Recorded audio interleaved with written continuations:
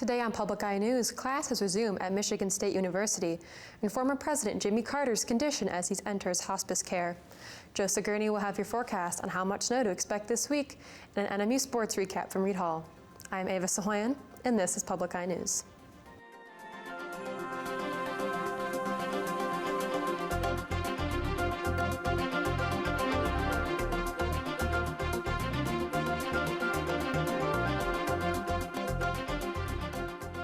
After the horrific shooting at Michigan State University last Monday, classes are resuming today.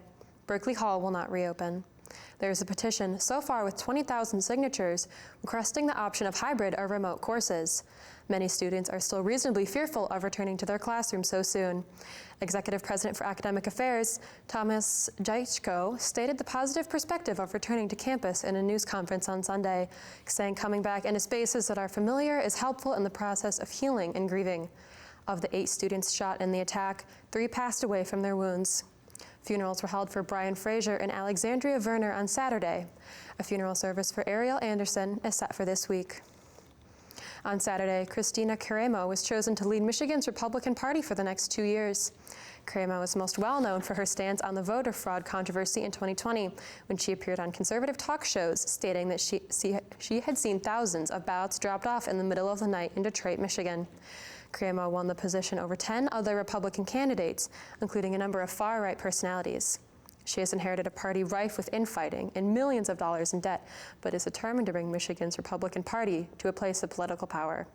Addressing Michigan delegates before the vote, Carremo referenced the party's recent lack of political power. It needs to rebuild itself into, quote, a political machine that strikes fear in the hearts of Democrats, unquote. The nationwide bird flu outbreak has now reached the 2-year mark with no end in sight. So far, the outbreak has cost the federal government about $661 million, and more than 58 million birds have been killed to stop the spread of the virus. Iowa, which leads the nation in egg production, has also reported the largest number of slaughtered birds, reaching nearly 16 million. Louisiana, West Virginia, and Hawaii are the only states who have yet to report a case of the virus. This outbreak is already far more widespread than the cases seen in 2015, but has yet to become more costly. National Turkey Federation spokeswoman Shelby Newman stated that the past year has been devastating for the turkey industry and arguably the worst HPIA outbreak in the industry's history. Developing now, FEMA finally arrived in East Palestine, Ohio this weekend, continuing the backlash against the Biden administration's handling of the disaster, where a train derailment has leached toxic chemicals into the air, ground, and water. CBS's Michael George has the latest from this weekend.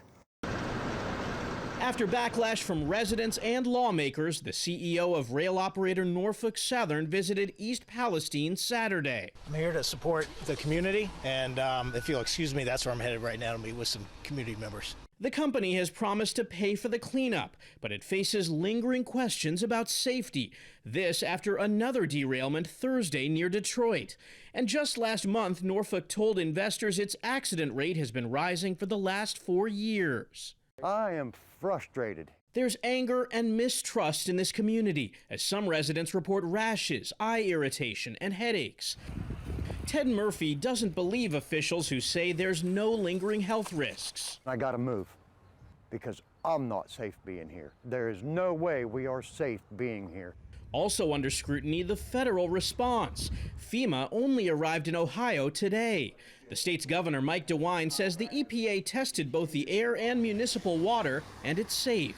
If you get your water from a private well, you are encouraged to use bottled water until your water is confirmed to be safe. One local grocery says people are stocking up on bottled water. This is worse than what everybody thought it was, and the people in town are afraid. Now, it's believed that some of the chemicals seeped into the Ohio River about 300 miles north of Cincinnati. Public utility officials in Cincinnati say they've shut down water intake from that river, and there's no detectable levels of chemicals found.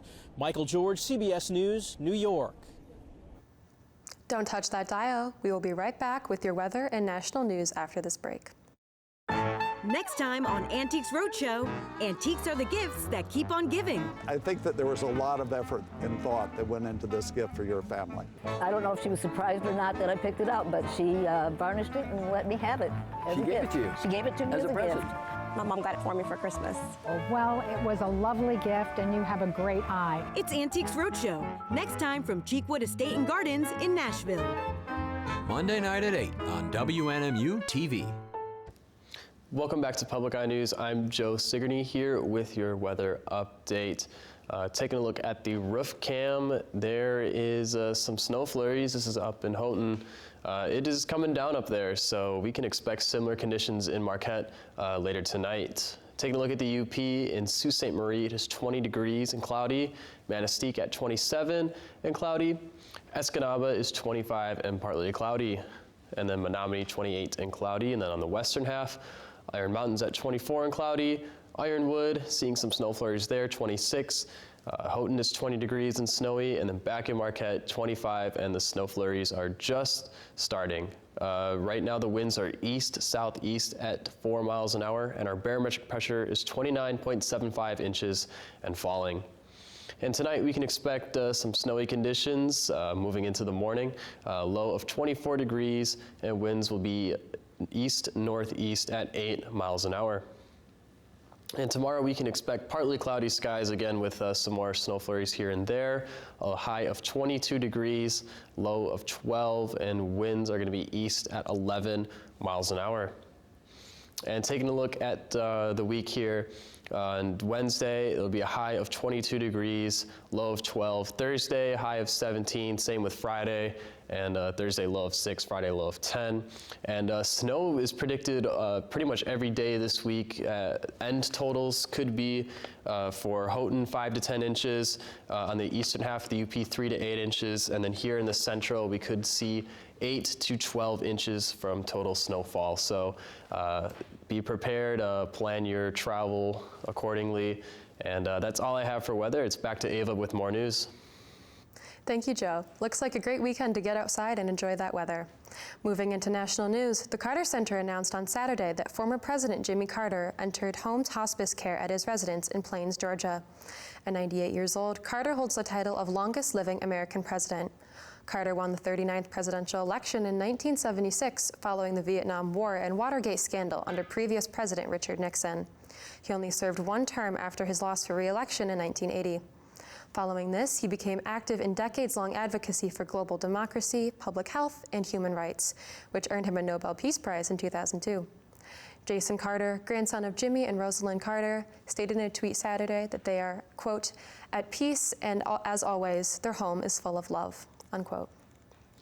Turkish disaster management agency AFAD has raised the number of confirmed fatalities from the earthquake in Turkey to just over 41,000, raising the confirmed death toll in both Turkey and Syria to just below 45,000.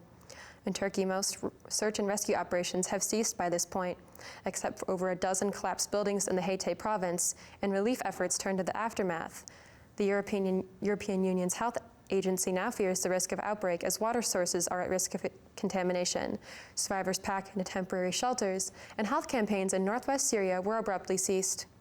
And Syria has already promised to secure 350 temporary housing units, and Turkish President Tayyip Erdogan pledges to begin construction of tens of thousands of housing units next month. Over 1.6 million people are currently displaced and without housing.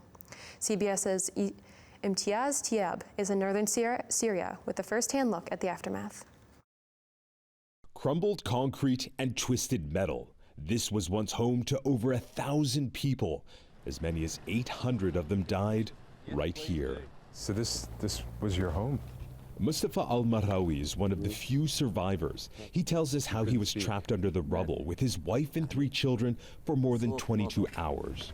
I found a big rock and I hit it as hard as I could and shouted, "I'm here, I'm here." You just bang. Al-Marawi says, "We saw a light, and my kids started shouting, 'Daddy, Daddy, a light.'" This video shows the moment Al-Marawi and his kids were all saved. A rare glimmer of hope in rebel-held Syria, already scarred from a decade-long civil war. But this unrelenting disaster continues to bring even more death. So many people were killed in the earthquake that they had to dig up farmland like this for mass burials. But even this won't be enough for all the dead. It's now a race against time to help the living. Families displaced by the quake are now sheltering in tents in this olive grove. Another generation of Syrian children whose lives have been turned upside down. The response to the disaster in Syria continues to be catastrophically slow.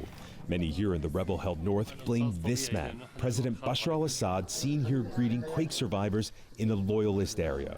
Assad still controls most borders, and how much aid can come into the country. But Western governments, including the U.S., are wary of working with the regime it sanctioned, a regime which oversaw the killings of hundreds of thousands of civilians. Assad has agreed to open 2 land routes through Turkey for aid deliveries after immense pressure from the UN, 8 long days after the quake. For Mustafa al-Marawi, after enduring years of war and now this catastrophic earthquake that killed 20 members of his extended family, it's all too much. You've lost so much. What will you do now? I have no hope left, he says. I sometimes think it would have been better if I stayed under the rubble. Imtiaz Taib, CBS News, Northern Syria. After this break, Reed Hall will have your sports recap. Stay tuned. From sunny Beverly Hills and Hollywood, celebrating the year's best food, fashion, travel, and lifestyle programs on television, film, streaming, and online, comes the 13th Annual Taste Awards. Featuring appearances by Tyler Florence, Joanne Weir, Darlie Newman, Jernard Wells, Michelle Harris, and more. Welcome to the Taste Awards. Tonight at 10 on WNMU-TV. Welcome back. I'm Reed Hall, and this is your sports update from this past weekend. It was a big weekend for the men's hockey team as they swept visiting Ferris State with a 9-2 win on Friday and an 8-3 win on Saturday. The Wildcats seemingly never took their foot off the gas, securing their first home series sweep of the season. The Wildcats win on Friday tied their season-high 9 goals in a game with their 9-1 win against Alaska Anchorage back on October 21st. Friday night's game was highlighted by Joey Larson's 2 goals in 8 seconds, which tied a CCHA record. More importantly was Saturday night's game as the seniors were honored in a pregame ceremony for senior night. In a well-fitting farewell, 5 different seniors recorded a point, led by Andre Gantos' 2 goals and an assist. The Cats' special teams made the difference in this one, going 4 of 5 on the penalty kill and cashing in on 4 out of their 6 power play opportunities. Benny Halaz is also on point as he saved 21 of the 24 shots on goal. With the sweep this past weekend, the Wildcats improved to 12-12 in conference play and 16-16 overall. They now sit 5th in the CCHA and still have an outside chance to host a playoff series. The Cats travel south to Bowling Green this upcoming weekend to face the Falcons for their last series of the regular season. And the NMU men's and women's Nordic ski team traveled to Minneapolis, Minnesota this past weekend for the 2023 Mayor's Cross Country Ski Challenge. NMU as a whole took first place out of all the collegiate teams competing, finishing the event with 134 points. Individually, Christopher Karserd and Katerina Hinkakov led the way for the Cats. Karserd captured gold in the men's freestyle and was the top finishing collegiate athlete in the 20-kilometer mass start, finishing 6th overall. Hinkakova was the only collegiate athlete to compete in the women's sprint finals heat, finishing 4th, and was the first collegiate athlete to finish the women's mass start, placing 8th overall. And that's all the sports I have for today. Back to Ava. All right, that is all the time we have today. On behalf of Reed Hall and Joe Sigourney, my name is Ava Sahoyan. Thank you for watching Public Eye News.